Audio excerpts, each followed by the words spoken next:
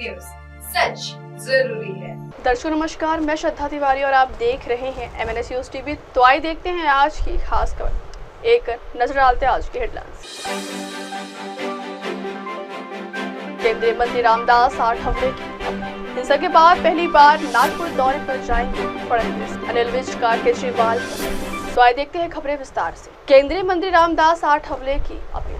महाबोधि महाविहार मुक्ति आंदोलन में मजबूती से शामिल हो, बिहार के मुख्यमंत्री से जल्द मुलाकात करेंगे एवं 28, 29 और 30 मार्च को बोध गया जाएंगे। प्रधानमंत्री नरेंद्र मोदी से मिलकर समाधान निकालेंगे। 1949 के कानून में बदलाव के लिए प्रयास जारी है और राज्य और देश भर में आंदोलन तेज हो रहे हैं। महाबोधि महाविहार आंदोलन को और व्यापक किया जाएगा, ऐसा बयान रामदास आठवले ने दिया।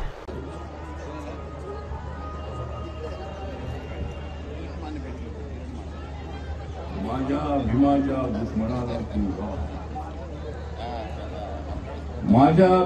दुश्मनाला तू गार, कारण तू आला आहेस महार.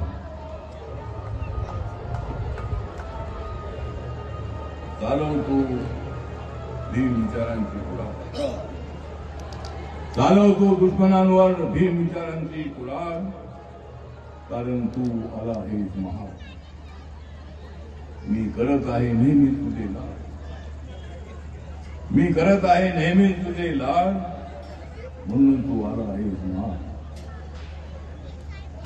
जाती व्यवस्थेची भिन तू पाड, जाती व्यवस्थेची भिन तू पाड, कारण तू आला आहेस महार.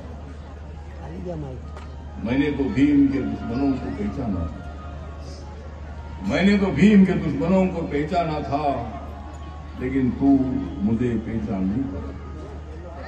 मैंने तो भीम के दुश्मनों को पहचाना था, लेकिन तू मुझे पहचान नहीं पाया. मैं तो तेरे लिए गांव गांव में आया, मैं तो तेरे लिए गांव गांव में आया और जय भीम का नारा बस्ती बस्ती में लगा. आनंद शिंदे ने महाबोधि विहार का गीत गाया, क्या बात है. आनंद शिंदे ने महाबोधि विहार का गीत गाया, इसलिए आज भी मेरी मजबूत है काया. तो हम सब लोग मिलकर बाबा साहब अम्बेडकर जी के 14 तले को सत्याग्रह के लिए हम या हस्ता राहते. आपण सर्वजण प्रत्येक वर्षाला 14 तळ्यावर आपण येतो आणि आपल्याला माहित आहे माझ्या बाबाने शुद्ध केले होते 14 तळे, माझ्या बाबाने शुद्ध केले होते 14 तळे, म्हणूनच आम्ही खात आहोत सत्तेची फळ. आपणाला फुलवायचे आहे बुद्ध विचाराचे मळे, आपल्याला फुलवायचे आहे बुद्ध विचाराचे मळे, आणि आपल्याला मजबूत करायचं आहे भीम विचारांचे फळे. आपण सर्वजण 98 वर्षापूर्वी बाबासाहेब आंबेडकर याच ठिकाणी आले होते महाडमध्ये. त्यावेळेला 14 तळ्याच्या पाण्याला स्पर्श करताना दगडफेक झाली होती, अनेक लोक जखमी झाले होते. पुन्हा चित्र बदललेलं आहे. आज आपण 14 तळ्याच्या पाण्याला स्पर्श करताना कोणी आपल्याकडे वाकड्या नजरेने पाहत नाही, कारण आमची नजर ही संविधानाची नजर आहे, आमची नजर ही समतेची नजर आहे, आमची नजर ही सर्व धर्म समभावाची नजर आहे. आमच्याकडे आज कोणी वाकड्या नजरेनं पाहत नाही, पण ज्या वेळेला आमच्याकडे कोणी वाकड्या नजरेनं पाहिलेलं आहे त्यावेळेला त्यांना जेलमध्ये टाकण्याचं काम आपण केलेलं आहे. आमची नजर सरळ नजर आहे. बाबासाहेब आंबेडकरांनी आम्हाला शुद्ध विचार दिलेला आहे, बाबासाहेब आंबेडकरांनी आम्हाला बुद्ध विचार दिलेला आहे, बाबासाहेब आंबेडकरांनी आम्हाला माणसात आणलेला आहे, बाबासाहेब आंबेडकरांनी आम्हाला ताकद दिलेली आहे, शक्ती दिलेली आहे आम्हाला. आणि बाबासाहेब आंबेडकर नसते तर आपली अवस्था अत्यंत कठीण असते. नरेंद्र गायकवाड हे मजबूत असणारे आमचे नेते आहे. एवढं वजन त्यांचं आहे, म्हणजे एवढं वजन आहे.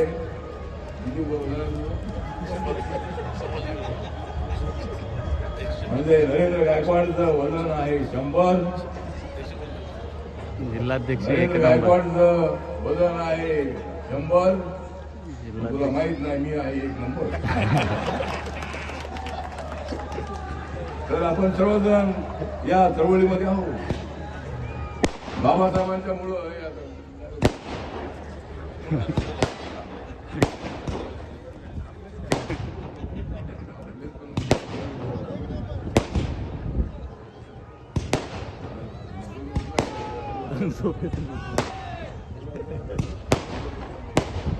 काय वाजू दे आता काय.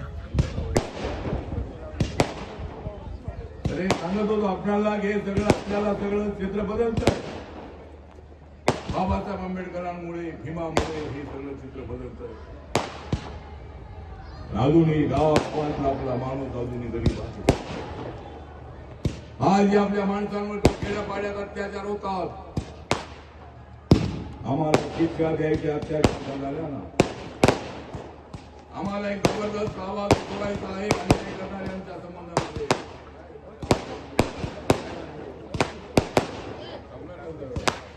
तो थांबणार नाही साहेब आता. थांबत नाही.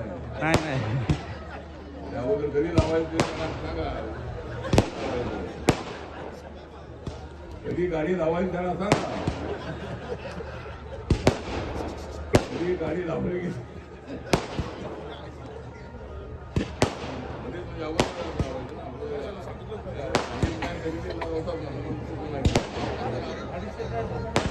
सांगितलं भाषण चालू असताना नाही करायचं.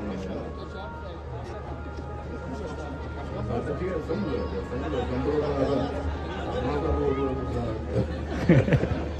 ठीक आहे. त्यांचा उत्साह असतो आपल्या तरुणांचा. आपले नेते बोलतायत तर सगळ्यांना कळलं पाहिजे.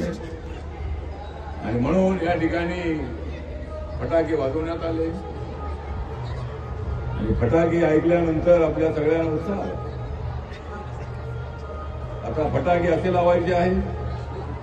फटाके असे लावायचे आहे एकदा लावले की लवकर संपता कामा नये.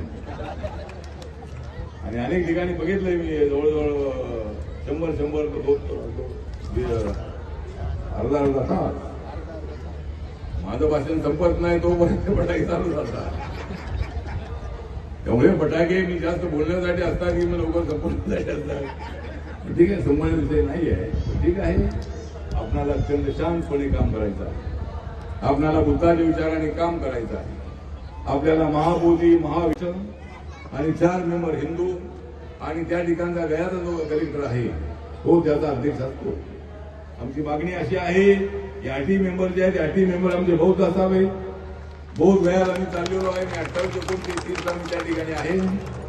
मी माननीय मुख्यमंत्री नितीश कुमारजींना भेटणार आहे. त्या ठिकाणच्या राज्यपालांना भेटणार आहे. आणि हा विषय असा नाही आहे.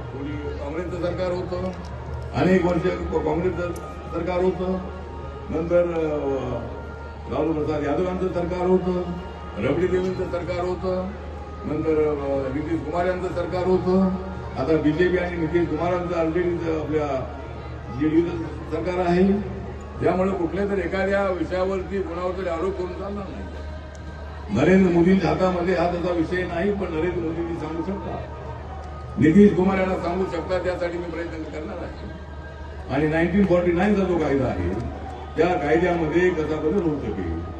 गवई साहेब त्यावेळेला गव्हर्नर असताना आम्ही प्रयत्न केला होता आणि अजूनही आम्ही प्रयत्न करतो आहोत. त्या ठिकाणी बोध या ठिकाणी आंदोलन चालू आहे. मुंबईमध्ये, पुण्यामध्ये, ठिकठिकाणी, साताऱ्यामध्ये, रायगडमध्ये, बीडमध्ये, औरंगाबादमध्ये, आपल्या समाजनगरमध्ये अनेक ठिकाणी अशा पद्धतीचं महाराष्ट्र आंदोलन झालेलं आहे. दिल्लीमध्ये तर झालेलं आहे. आणि मी 3 दिवसासाठी बिहारला मी जात आहे. त्या ठिकाणी बौद्ध भिक्खूंची भेट घेणार आहे. आणि हे जे बौद्ध महाबोधी महाविहार जे आहे 2500 वर्षापूर्वी सिद्धार्थ गौतमाला ज्ञान प्राप्ती झालेलं ते ठिकाण, ज्या ठिकाणी गौतम बुद्ध तपश्चर्या करण्यासाठी बसले होते. हा सिद्धार्थ जो होता, सिद्धार्थ हा हिंदू होता, शुद्धोधन राजाचा मुलगा होता. आणि शाक्य आणि कोली यांचा जो संघर्ष होता रोहिणी नदीच्या पाण्यावरून त्यामध्ये वाद झाला. आणि असा संघर्ष मला नको आहे.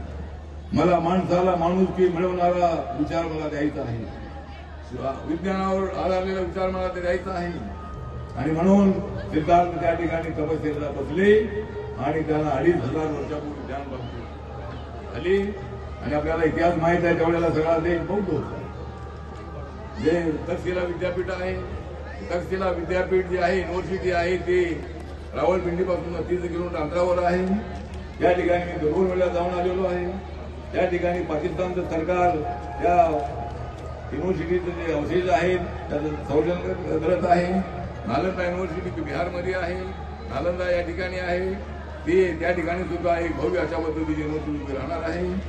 आणि सगळा पाकिस्तान बुद्धिस्ट होता, बांगलादेश बुद्धिस्ट होता, श्रीलंका असेल, तैवान असेल, जपान असेल, कंबोडिया असेल, व्हिएतनाम असेल, थायलंड असेल, चायना असेल, अनेक देश होते. अशा खंडातले सगळे बौद्धमय झाले होते. बुद्धाचा विचार एवढा जबरदस्त होता. आम्हाला डेमोक्रेसी शिकवण्याची कुणाची गरज नाही. डेमोक्रेसीचा उगम भारतामध्ये झालेला आहे. बहुजन हित आहे, बहुजन सुख आहे. त्यामुळे गौतम बुद्धांचा विचार सर्वांसाठी आहे. मी आपल्याला सांगतो की नरेंद्र मोदीजी हे हिंदू आहे, ओबीसी कम्युनिटी आहे. पण तुम्ही जर त्यांच्या अहमदाबादमध्ये ते मुख्यमंत्री असताना गांधीनगरमध्ये त्यांच्या सीएम हाऊसच्या बाहेर बुद्धाची मूर्ती आहे. मी त्यांना भेटण्यासाठी पूर्वी 2 वेळा गेलो होतो. मी त्यांच्यासोबत आलायमध्ये नव्हतो, पण मुख्यमंत्री म्हणून आमचं आंदोलन आमच्या काळामध्ये सगळ्या देशभर चालायचं. सगळ्या मुख्यमंत्र्यांना भेटत होतो.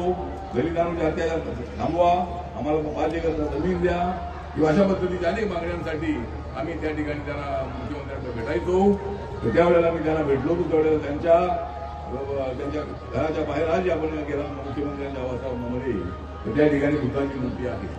त्यामुळे सांगायचं तात्पर्य एवढंच आहे की कोणीतरी पॉलिटिकली मोदी साहेब करतायत अशा पद्धतीची भूमिका मांडणं योग्य नाही. जरूर आम्ही त्यासाठी प्रयत्न करणार आहोत. हा अनेक वर्षांपासूनचा कायदा आहे, त्याच्यामध्ये सुधारणा होणं अत्यंत आवश्यक आहे. पण एक गोष्ट तुम्हाला सांगतो की बुद्धाला कोणी मानो घेता मानो, पण बुद्ध विचार हा अनंत टिकणारा विचार आहे. बुद्ध विचाराला धोका कोणाला देता येणार नाही. जर कोणी त्याला बुद्ध विचाराला धोका, तर आम्ही करून टाकू त्याचा धोका. आम्ही बुद्ध विचाराशी एकनिष्ठ आहोत आणि बुद्धाचा विचार सर्वांसाठी विचार आहे, शांतीचा विचार आहे, विश्व शांतीचा विचार आहे. रशियाने युक्रेन युद्ध चाललेलं आहे, आता थोडं थांबण्याची शक्यता आहे. इस्रायल आणि हमास युद्ध चाललेलं आहे. अशा पद्धतीनं पूर्वी आम्हाला युद्ध नको आहे. नरेंद्र मोदीजी गेले होते भुवनेश्वरमध्ये. आपल्याला माझ्या कलिंगाचं जे युद्ध आहे हे भुवनेश्वर पासून 10 किलोमीटर कलिंग आहे. त्या ठिकाणी सम्राट अशोकाला मोठा विजय मिळाला होता. आणि त्यानंतर सम्राट अशोक बुद्ध झाले होते. त्यांनी सोडलं होतं युद्ध आणि ते झाले होते बुद्ध. आणि त्यांनी संपूर्ण जगामध्ये संपूर्ण बुद्ध धर्म पोचवण्याचा प्रयत्न केला होता.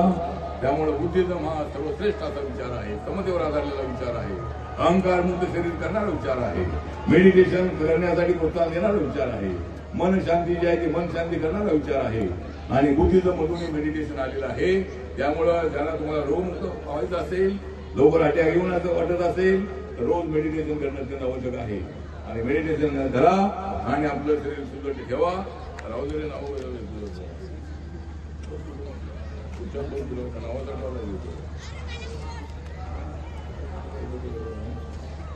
जिल्ह्यात असलेलं नाव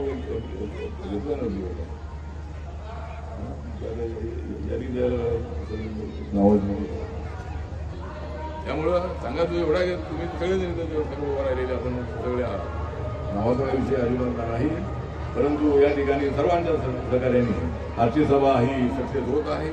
अनेक गायकांनी आपली गीतं गायलेली आहे. परिवर्तन कला महासंघाच्या वतीने अनेक शाहीर या ठिकाणी आले होते आणि आज या ठिकाणी आपली सभा होत आहे. आपल्या सर्वांना परत जायचं आहे आणि आपण सगळेजण त्या सभेला थांबलात त्याबद्दल आपल्या सगळ्यांना आभार करतो. आणि महाबोधी महाविहारासाठी चाललेल्या आंदोलनामध्ये आपण सहभागी व्हा. रिपब्लिकन पक्ष त्यामध्ये ऍक्टिव्ह आहे. सगळ्या देशामध्ये रिपब्लिकनचं आंदोलन सुरू आहे. आपण इथे आंदोलनामध्ये सामील व्हा एवढंच या प्रसंगी आवाहन करतो. आणि बाबासाहेब आंबेडकरांना वंदन करून या ठिकाणी मी आपला वेळ जास्त घेत नाही. आपल्या सगळ्यांसाठी आभार. नमो बुद्धाय. जय भीम, जय भारत, जय Maharashtra. Thank you very much. अगली खबर, हिंसा के बाद पहली बार नागपुर दौरे पर जाएंगे फडणवीस। महाराष्ट्र के मुख्यमंत्री देवेंद्र फडणवीस नागपुर में सोमवार को हुई हिंसा के बाद पहली बार शुक्रवार शाम को अपने गृहनगर पहुंचेंगे। एक अधिकारी ने यह जानकारी दी। अधिकारी ने बताया कि फडणवीस रात को नागपुर में रुकेंगे और शनिवार को यहां लौटने तक उनका कोई सार्वजनिक कार्यक्रम नहीं है। इसका मतलब सीएम को नागपुर में नागपुर मामले पर विचार विमर्श का अच्छा समय मिलेगा। बता दें कि मुख्यमंत्री ने विधानसभा में मंगलवार को कहा था कि नागपुर में हुई हिंसा के लिए जिम्मेदार लोगों पर कार्रवाई के लिए किसी को बख्शा नहीं जाएगा। उन्होंने कहा था कि यह एक सुनियोजित घटना है। औरंगजेब की कब्र को हटाने के लिए एक दक्षिणपंथी संगठन द्वारा किए गए प्रदर्शन के दौरान धर्मग्रंथ जलाए जाने की अफवाह फैलने के बाद मध्य नागपुर में सोमवार को हिंसा भड़क गई थी। इस दौरान किए गए पथराव में पुलिसकर्मियों समेत कई लोग घायल हो गए थे। अगली खबर, अनिल विज का केजरीवाल पर तंज। हरियाणा के ऊर्जा परिवहन एवं श्रम मंत्री अनिल विज ने दिल्ली के पूर्व मुख्यमंत्री अरविंद केजरीवाल द्वारा पंजाब उपचुनाव को लेकर की जा रही बयानबाजी पर तंज कसते हुए कहा कि जहां जहां पैर पड़े सदन के वहीं बंटाधार। शुक्रवार को पत्रकारों से बातचीत करते हुए विज ने कहा कि केजरीवाल का दिल्ली में बंटाधार हो चुका है और अब पंजाब का बंटाधार करने के लिए केजरीवाल पंजाब में विराजमान हो गए। उन्हें लगता है कि भगवंत मान की सरकार पंजाब में ज्यादा दिन रह पाएगी। विपक्ष का नेता ना चुनने पर कैबिनेट मंत्री अनिल विज बोले, यह कांग्रेस के शीर्ष नेतृत्व पर प्रश्न चिन्ह है कि वह फैसला लेने में सक्षम नहीं है। कैबिनेट मंत्री अनिल विज ने कांग्रेस द्वारा अब तक हरियाणा में विपक्ष का नेता न चुने जाने को लेकर भी अपनी प्रतिक्रिया देते हुए कहा कि यह कांग्रेस के शीर्ष नेतृत्व पर प्रश्न चिन्ह है कि वह फैसला लेने में सक्षम नहीं। यही कारण है कि वह 6 महीने में यह भी फैसला नहीं ले पाए हैं कि हरियाणा विधानसभा में उनका लीडर कौन होगा। अब वक्त हो चला दर्शकों ब्रेक से लौटने के बाद देखिएगा देश और दुनिया की तमाम बड़ी खबरें। बने रहिए हमारे न्यूज़ टीवी पर। नमस्कार। हाय हेलो नमस्कार, मैं हूं पंकज विष्णु और आप देख रहे हैं MNS न्यूज। आप देख रहे हैं MNS न्यूज, सच जरूर।